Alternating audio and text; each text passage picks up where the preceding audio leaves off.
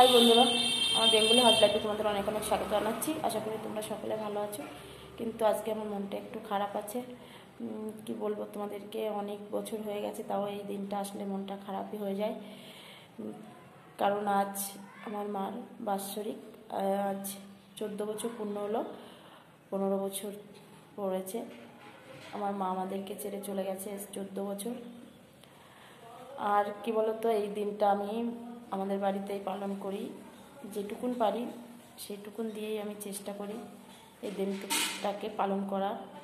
আর কি বলবো তোমাদেরকে, আর আজকে আমি মার এই বাৎসরিকে কী করি আর এবছর কী করব সেটা তোমাদেরকে দেখাবো। কারণ প্রত্যেক বছর তো সমান হয় না, এবছরে কী করব সেটাই তোমাদেরকে দেখাবো।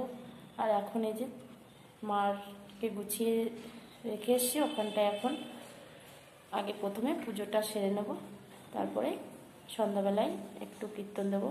চলো তাহলে এখন মাকে পুজোটা সেরে নিই। চলো তাহলে সঙ্গে থাকো বন্ধুরা। কি বলবো, আমার মানে মনটা ভালো নেই। বোঝে এই দুঃখটা, তোমরা নিশ্চয়ই বুঝবে।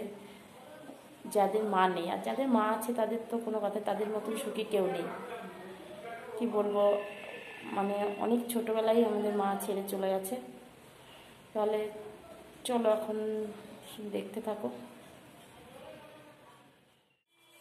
এই দেখো বন্ধুরা, চলে এসেছি পুজো দিতে। মায়ের ফটোটা এখানে বসিয়ে দিয়েছি। এখন এখানে পুজোটা সেরে নিচ্ছি। পুজোটা সেরে নিয়ে যাবো আবার রান্না করতে। আর এখন তো মার এখানে চিড়ে ভোগটাই দিচ্ছি। আর আমাদের না মানে সে ফটোর সামনে আগে চিড়ে ভোগটাই দেয়। চিড়ে, মিষ্টি, কলা, দই এটা দিয়েই দেওয়া হয়। আর ওটা মানে বাড়ির লোকেরা খাওয়া হয়। আর দেখো এখানে এখন দিচ্ছি, বিকালে আবার তো কীর্তন আছে।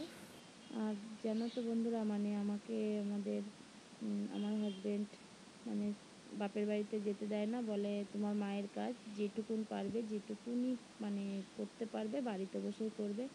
তার কারণে আমি মায়ের প্রত্যেক বছর আমার যেটুকুনি সামর্থ্য সেইটুকুনি দিয়ে মায়ের এই দিনটাকে পালন করার চেষ্টা করি।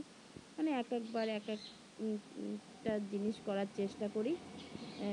মানে গত বছর যেমন করেছিলাম, মানে বাচ্চাদেরকে খাইয়েছিলাম, যেটাকে বলে বাল্য সেবা হয়। তারপরে আবার অন্য বার যেমন বয়স্কদের খাওয়ায়।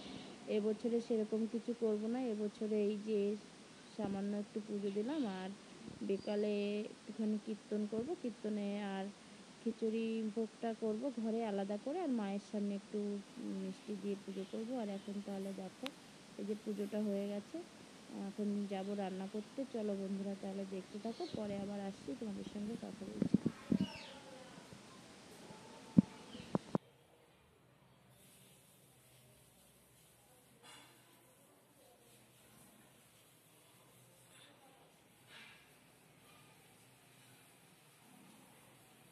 বন্ধুরা, চিড়ে ভোগটা মেখে নিয়েছি, এটা এখন আমরা সবাইকে দিয়ে তারপরে আমি খাবো।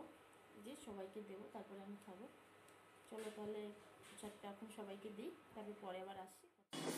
এই দেখো বন্ধুরা, সেই দুপুরে তো রান্নাবান্না করে খাওয়া দাওয়া করে আবার এইখানে বিকালের খিচুড়ি ভোগটাও বসিয়ে দিয়েছিলাম, ওটা হয়ে গেছে। আর এখানে সমস্ত কিছু আবার গুছিয়ে নিয়ে কীর্তনে দেখো কীর্তন করছে আমাদের সব এই পাড়ারই জেঠিমা পিসিমারা।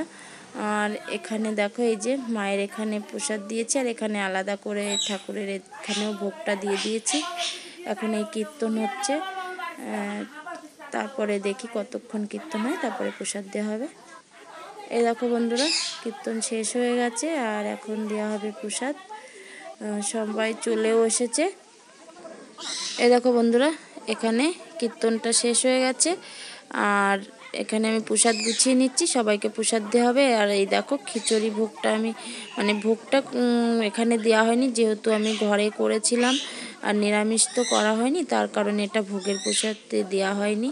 আমি এখন খিচুড়ি প্রসাদটাও বেড়ে নিয়ে এসেছি, সকলকে দেব।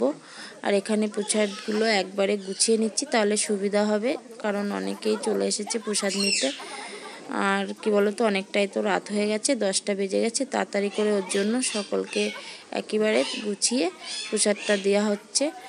আর এদিকে দেখো সবাই দাঁড়িয়েছে প্রসাদ নেওয়ার জন্য, একে একে সবাইকে প্রসাদটা দিয়ে দেবো। আর এখানে দেখো বাবিনও চলে আসছে প্রসাদ নেওয়ার জন্য। দেখেছো বাবিন চলে এসেছে, মানে কি নেবে বুঝতে পারছে না, খুব জ্বালাতন করছে। আর দেখো আজকে এখনো চোখে ঘুম নেই। আর কি বলবো বন্ধুরা, তোমরা তো আজকে দেখলেই আমার মায়ের আজকের দিনটাকে আমি কেমন করে পালন করলাম। যেটুকুন পেরেছি সেটুকুন দিয়েই আমি এই দিনটাকে পালন করলাম।